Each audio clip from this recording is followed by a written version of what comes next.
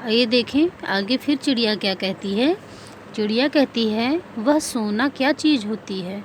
मतलब कि सोने का क्या अर्थ होता है, सोना कौन सी चीज़ होती है, क्योंकि उससे उसको कोई मतलब नहीं है, उसको केवल अनाज के 2 दाने से मतलब है और पानी से, और उसको माँ की गोद और भाई के प्रेम से मतलब है। तो सेठ कहता है तू क्या जानेगी, तू चिड़िया जो है, सोने का मूल्य सीखने के लिए तुझे बहुत सीखना है। बस यह जान ले कि सेठ माधव दास तुझसे बात कर रहा है, जिससे मैं बात तक कर लेता हूँ उसकी किस्मत खुल जाती है। तू अभी जग का हाल नहीं जानती, मेरी कोठियों पर कोठियाँ हैं, बगीचे पर बगीचे हैं। मतलब वो कहती है कि अगर मैं तुमसे बात कर रहा हूँ तो ये बहुत बड़ी बात है, इससे तुम्हारी किस्मत खुल जाएगी। तुम जो है मेरी बात मानो, मेरे पास बहुत सारी कोठियाँ हैं और बहुत सारे बगीचे हैं। दास दासियों की संख्या नहीं है, अर्थात दास दासों की, नौकरों चाकरों की कोई कमी नहीं है। पर तुझसे मेरा चित्त प्रसन्न हुआ है। वो सेठ माधव दास कहते हैं पर मुझे तुम बहुत अच्छी लग रही हो। ऐसा वरदान कब किसी को मिलता है री चिड़िया। मतलब कहते हैं कि ऐसा किसी को वरदान मिलता है कि इंसान चाहता है कि वो खोजता रहता है कि उसके पास कहाँ से धन आए, किस प्रकार से वो कौन सा यत्न करे कि उसके पास धन आए।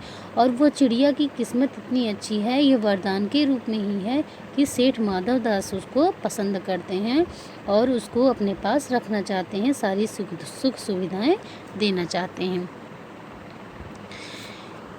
तू इस बात को समझती क्यों नहीं। चिड़िया कहती है सेठ मैं नादान हूँ, मैं कुछ नहीं समझती नहीं, पर मुझे देर हो रही है, माँ मेरी बाट देख रही होगी। अर्थात वो रास्ता, माँ उसका रास्ता देख रही है, उसका इंतज़ार कर रही होगी। सेठ कहता है ठहर ठहर, इस अपने पास के फूल को तूने देखा, यह एक है, ऐसे अनगिनती फूल हैं, ऐसे अनगिनत गिनती फूल मेरे बगीचे में है। वे भांति भांति रंग के हैं, तरह तरह की उनकी खुशबू है। चिड़िया मैंने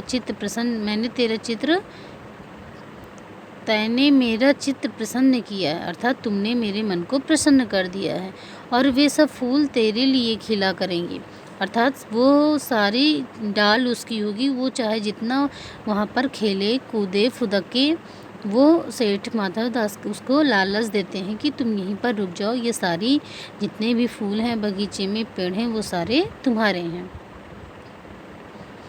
वहाँ घोंसले में तेरी माँ है, पर माँ क्या है, इस बहार के सामने तेरी माँ क्या है। उसको कहते हैं कि इस बहार जितने अच्छे अच्छे फूल खिले हैं, रंग रंग के पेड़ लगे हैं, इस बहार के सामने तुम्हारी माँ क्या है, तुम्हारी माँ कुछ भी नहीं है। वहाँ तेरे घोंसले में भी कुछ भी तो नहीं है, तू अपने को नहीं देखती, कैसी सुंदर तेरी गर्दन, कैसी रंगीन देह, तू अपने को मूल क्यों नहीं देखती। मतलब कि उसको कहते हैं कि तुम अपनी कीमत क्यों नहीं पहचान रही हो, तुम बहुत सुंदर हो, तुम बहुत अच्छी हो, तुम्हारा शरीर बहुत अच्छा है, तुम्हारी गर्दन बहुत सुंदर है, मैं तुझे सोने से मढ़कर तेरे मूल को चमका दूंगा। तैने मेरे चित्त को प्रसन्न किया है, तू मत जा, यहीं रह। वो उससे कहते हैं कि तुम जाओ नहीं, तुम यहीं पर रुक जाओ। फिर चिड़िया कहती है सेठ मैं अपने को नहीं जानती, इतना जानती हूँ कि माँ मेरी माँ है और मुझे यहाँ देर हो रही है। सेठ मुझे रात मत करो, रात में अंधेरा बहुत हो जाता है, मैं राह भूल जाऊँगी। वो कहती है कि मुझको जाने दो, क्योंकि रात हो जाएगी तो मैं रास्ता भूल जाऊँगी।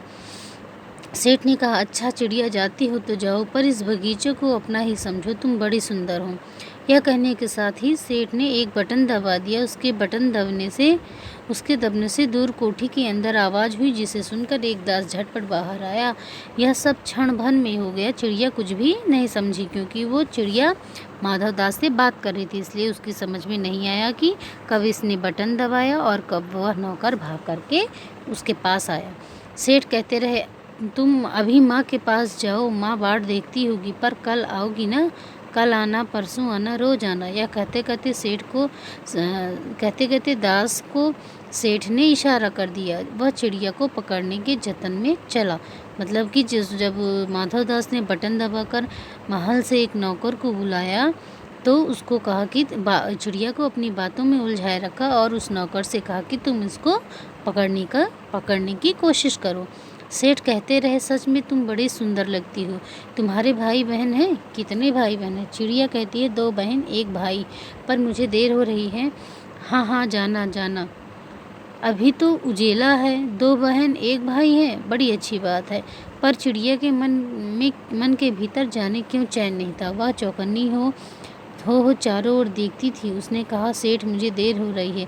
सेठ ने कहा, देर अभी कहाँ, अभी उजेला है। मेरी प्यारी चिड़िया, तुम अपने घर को इतने और हाल सुनाओ। भय मत करो, चिड़िया ने कहा। सेठ मुझे डर लगता है, माँ मेरी दूर है, रात हो जाएगी तो राह नहीं सूझेगी। मतलब कि वो चिड़िया रास्ता भूल जाएगी और उसकी माँ को भी पता नहीं है कि चिड़िया उसकी बिटिया उसकी बच्ची कहाँ तक गई है। इतने में चिड़िया को बोध हुआ कि जैसे एक कठोर स्पर्श उसकी देह को छू गया। वह चीख देकर चिचियाई, एकदम उड़ी। मतलब कि जब उस नौकर ने उसको पकड़ना चाहा तो वो बहुत एकदम चिल्लाई और तेज से उड़ गई। नौकर के फैले हुए पंजे में वह आकर भी नहीं आ सकी। मतलब कि नौकर उसको पकड़कर भी नहीं पकड़ पाया। तब वह उड़ती हुई एक सांस में माँ के पास गई और माँ की गोद में गिरकर सुबकने लगी। अरे माँ, ओ माँ, मतलब कि अपनी माँ के पास जाकर वो खूब रोने लगी। माँ ने बच्ची को छाती से चिपटा कर पूछा, क्या है मेरी बच्ची, क्या है? वो उसकी माँ उससे पूछती है कि क्या हुआ, तुम इतना रो क्यों रही है? पर बच्ची कांप कांप कर माँ की छाती की ओर चिपक गई। बोला कुछ नहीं, बस सुबकती रही, ओ माँ, ओ माँ।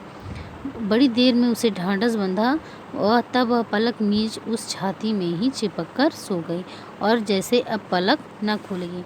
मतलब कि उसको अपनी माँ की गोद में बहुत वो सुरक्षित महसूस कर रही थी और ऐसे लगा कि अब ये रात ना ढले और वो सुबह ना हो, वो अपनी आँखें नहीं खोलेगी, नहीं तो कोई उसे पकड़कर ना लेके जाए। इसलिए वो अपनी माँ की गोद में ही सो गई। तो इस कहानी में ये बताया गया है कि अपना घर, अपनी माँ, अपने पिता, अपने भाई, अपने बहन, अपना परिवार जितना अच्छा लगता है, जितना सुकून देता है, उस सबके सामने, उन सबके प्रेम के सामने, चाहे जितनी सुख सुविधाएं इंसान को हो, वो कुछ मतलब नहीं होती, उसका कुछ मतलब नहीं होता है जब तक कि उसके इंसान के माँ बाप, भाई बहन सारे लोग साथ में ना हों। इस कहानी के लेखक हैं जैनेंद्र कुमार जी। धन्यवाद बच्चों।